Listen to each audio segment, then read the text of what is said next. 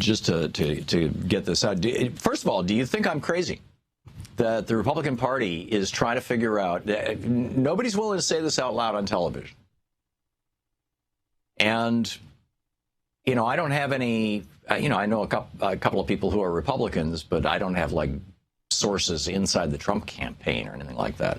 But apparently his campaign is melting down. He's got this woman, her last name is Hope, I believe, or maybe it's her first name, and Corey Lewandowski, who used to work for the Koch brothers, for Americans for Prosperity for 7 or 8 years, and is the campaign manager. And apparently these two are the only ones who can get close to him, have any kind of conversation with him, and they're like sabotaging, apparently, efforts to expand the staff, the campaign, because they don't want to lose power.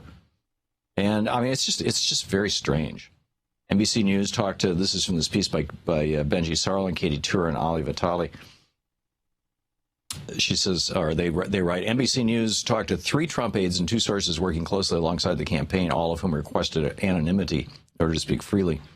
Veteran operatives are shocked by the campaign's failure to fill key roles. There's no communications team to deal with the hundreds of media outlets covering the race, no rapid response director to quickly rebut attacks and launch new ones, and a limited cast of surrogates who lack a cohesive message. Aides appeared unprepared for the Trump University story last week, despite knowing in advance that unsealed court documents would reveal explosive allegations of fraud.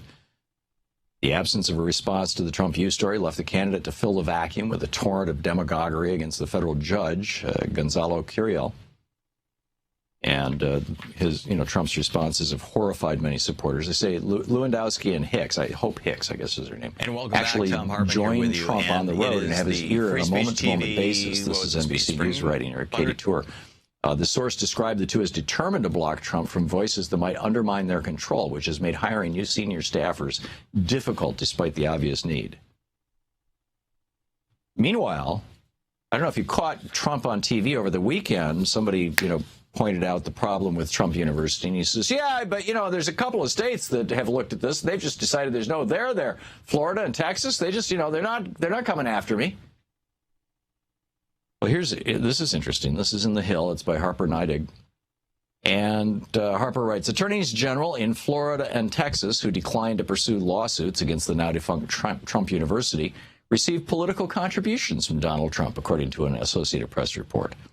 Trump donated to the successful gubernatorial campaign of then Texas Attorney General Greg Abbott after a probe into the university's possibly deceptive trade practices was dropped by Greg Abbott's office. And a political fundraising committee supporting Florida Attorney General Pam Bondi received a donation from the Donald J. Trump Foundation just days after her office had announced that it was looking into joining a multi-state lawsuit against Trump University. Her office later dropped the inquiry, citing a lack of evidence. Right.